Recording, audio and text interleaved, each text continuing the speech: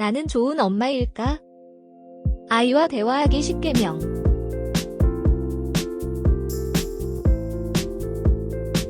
처음 맡겨지는 부모 역할. 나는 과연 좋은 엄마가 될 수 있을까? 사랑에 서툰 부모들은 늘 고심한다. 더욱이 아이의 작은 실수에도 불같이 화를 내거나 아이의 울음소리에 걱정보다는 짜증이 먼저 올라올 때 육아의 위기를 느끼는 부모들은 되는다. 나에게 무슨 문제가 있는 것은 아닐까? 엄마가 되면 다 하게 되어 있다. 라는 말만 믿고 덜컥 아이를 낳았지만 막상 육아가 현실로 닥치니 생각과는 너무 달라 좌절할 때가 있다. 그럴 때 주위를 둘러보면 나만 빼고 다른 엄마들은 다 잘하고 있는 것만 같아 죄책감까지 더해진다. 이런 고민과 상황들이 쌓여 그러지 말아야지 하면서도 아이를 대할 때 나도 모르게 자꾸만 감정이 앞선다. 분명히 그렇게까지 화낼 만한 일이 아니었는데 그 당시에는 참을 수 없을 정도로 화가 나 아이에게 소리를 치고 심하면 손찌검까지 하기도 한다. 엄마의 마음 먼저 들여다보기. 아이가 잘못을 하면 혼을 낼 순 있지만 어쩐지 아이로 인해 생긴 화라고 하기엔 정도가 지나쳐. 내가 왜 그랬는지 모르겠어. 그때 제정신이 아니었어. 라는 생각이 든다면 이는 아이를 있는 그대로 보지 못하고 자신 안에 있는 왜곡된 마음으로 아이를 보게 된 경우다. 문제의 근본적인 해결책은 바로 자신의 감정. 무의식 속에 깊게 박혀있던 뿌리 감정을 똑바로 바라보는 것이다. 엄마의 인격이나 품격의 문제가 아니라 엄마 안에 있는 왜곡된 마음 때문이다.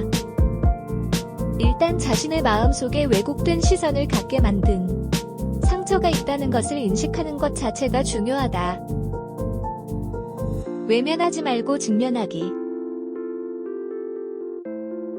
부모 교육 강사이자 감정 코칭 전문가인 아이드림 센터 최경선 대표는 우리의 행동을 판단하고 결정짓는 무의식을 뿌리 감정이라고 칭하며 이 감정은 어렸을 때 부모에게 받은 상처 등에 크게 좌우된다고 말하였다. 상담하면서 많은 엄마들을 만나보면 대부분 친정 부모님에 대한 크고 작은 상처가 있다는 것을 느낄 수 있었습니다. 하지만 이런 상처들을 떠올리면 아프기만 할 뿐이니 애써 덮으며 살아가죠. 그러나 이렇게 지나치면 상처에서 파생되는 감정으로부터 벗어날 수 없습니다.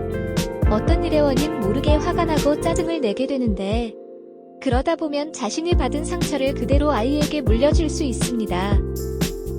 어느 순간 상처받았던 부모님의 모습을 그대로 답습하고 있는 자신의 모습을 발견할지도 모릅니다.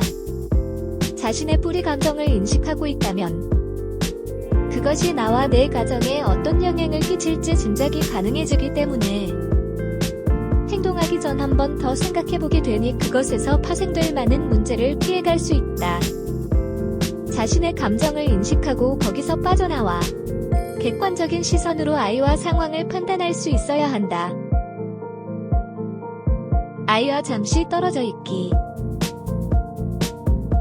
자신의 감정이 아이에게 어떤 영향을 미칠지 알고 있지만 쉽사리 화가 다스려지지 않는다면 아이와 잠시 떨어져 있는 것이 좋다.